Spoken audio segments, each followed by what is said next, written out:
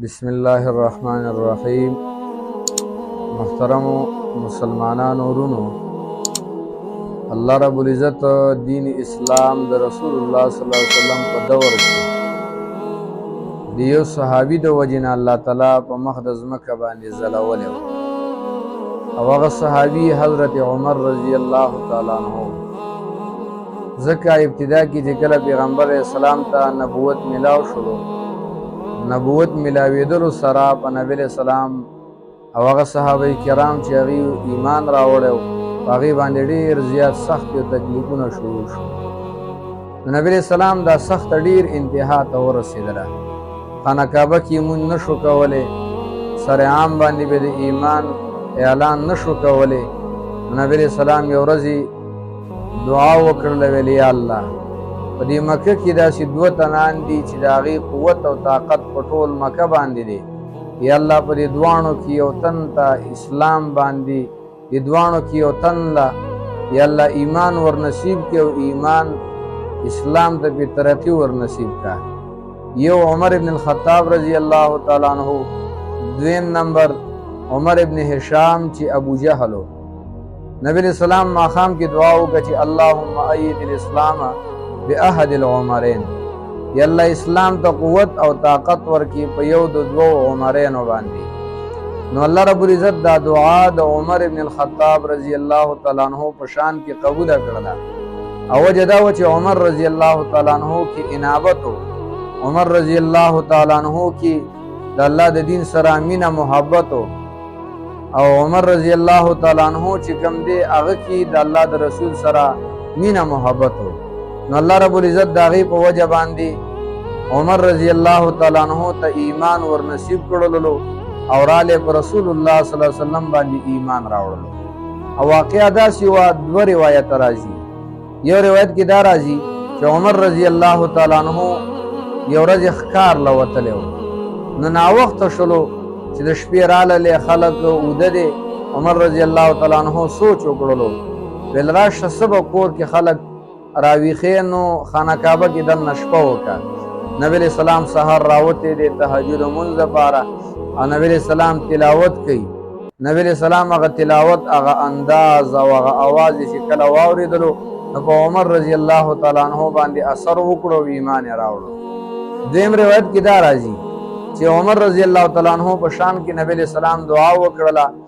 نو دا ښکار له وتلی او ابو جهل، عتبه، شیبه دا ټول راجمع شوي د نبی علیہ السلام د قتل کولو دپاره مشوره وکړله.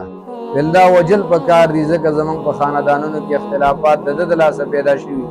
عمر رضی الله تعالی عنہ ښکار له وتلی دی چې دا راله ټول وویل ویل دا کار واحد یو عمر رضی الله تعالی عنہ کولی شي. عمر رضی الله تعالی عنہ ته ویل دا کار به ته کې دا به وجنې خامخا. عمر رضی الله تعالی عنہ را روان دی، په لاره کې توره ورسره ده. صحابي ورسره میلاو شو، ویل چېرته روان یې عمره؟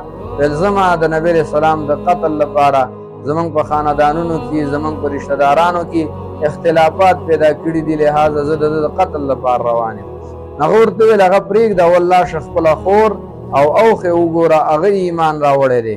هغه ویل که داسې کار وي نو زه به د دې دواړو کار تمام کړم. واپسۍ کې رالې نو د خورې یو قاري راوستی د قرآن د چې کوم حصه نازله شوې وه د هغې د تلاوت دپاره او د هغې د تعلیم دیو ته ورکولو دپاره په کور کې لګې دی، تلاوت کېږي. د عمر رضی الله تعالی عنہ راورسېدو، دروازې ډېر په تیزۍ سره ووهله. قاري کور کې اوښې او د خورې پټ کړلو چې یاره عمر رضی الله تعالی عنہ ډېر غیرتي سړی دی، غیرت پکې ډېر زیات دی، هسې نه چې دې قاري ته نقصان ورسوي.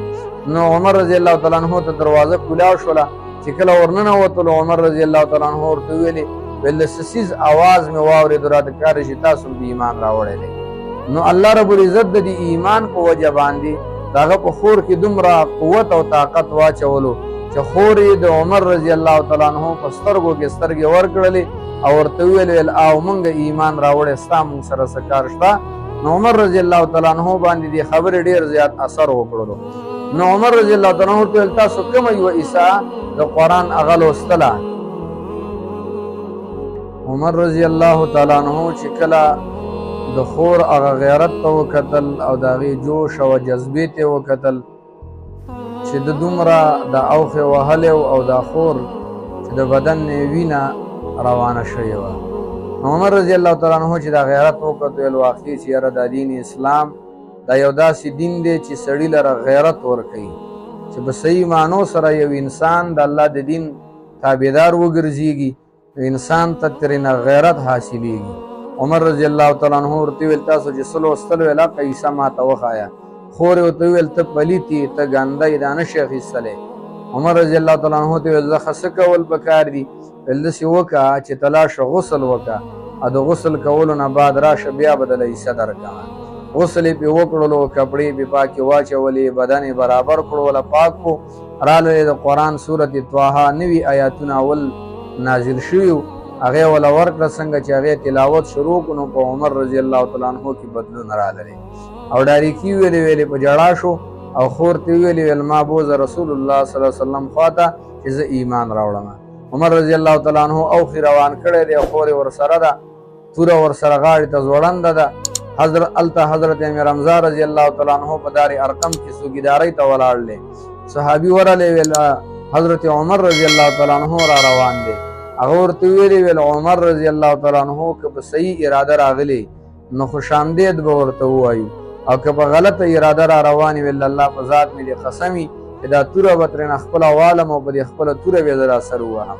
نو عمر رضی الله تعالی عنه چې کله ورنږدې شولو نبی علیه السلام ورته ویل دننه را پرېږدی ویل په صحیح اراده باندې راغلی دی. نبی علیه السلام له لاړې خپو کې کېناستلو او کلمې وویلل او مسلمان شو ایمان یې راوړلو. دلته چې کله ایمان یې راوړو نو صحابو د نری تکبیر او الله اکبر چغې شروع کړلې د مکې په غرونو کې اوازې شروع شولې. دلته چې داري کم مشرکان را جمع شوي مشورې دپاره هغې ویل راته ښکاري چې څوک موږ په ښکار پسې لېږلی و معلومه دا شوه چې سړی په خپله باندې ښکار شلو. نو عمر رضی الله تعالی عنه ایمان راوړلو. دلته په خانه کعبه کې نبی علیه السلام ته ویل د الله رسوله آیا مونږ په حقه باندې نه یو؟ نبی علیه السلام ورته ولې نه په حقه باندې ولې پټ په پټه باندې مونځونه کوئ؟ ټول صحابه ورسره شو نبی علیه السلام پې مخکې و. نبی علیه السلام دا اولنی مونځ چې په ښکاره ډول باندې ټولو صحابو ته امامت ورکړلو او عمر رضی الله تعالی عنه یې څوکیداري کوله تر څو خو د نږدې راشي چې نبی علیه السلام ته د ضرر او نقصان ورسوي. نو چې کله ایمان راوړلو نو په صحابه کرامو باندې سپین سهار شلو تکلیفونه ختم شو خوشحالۍ نه راللې هجرتونه ښکاره شروع شلو د مکې سرداران هغې ځانونه غلي کړل. عمر رضی الله تعالی عنه د ایمان په راوړلو باندې دومره اساني صحابه کرامو ته ملاو شوې وه. نو دا ابتدایي حالاتو چې کله ایمان راوړلو د دې نه بعد بیا زندګي وي چې څرنګې د اسلام په راوړلو نه بعد د عمر رضی الله تعالی عنه زندګي او خلافت څنګه وخت تېر شوی ان شاء الله دغه ټاپک به آینده بیان کې ووایو. واخر دعوانا ان الحمد لله رب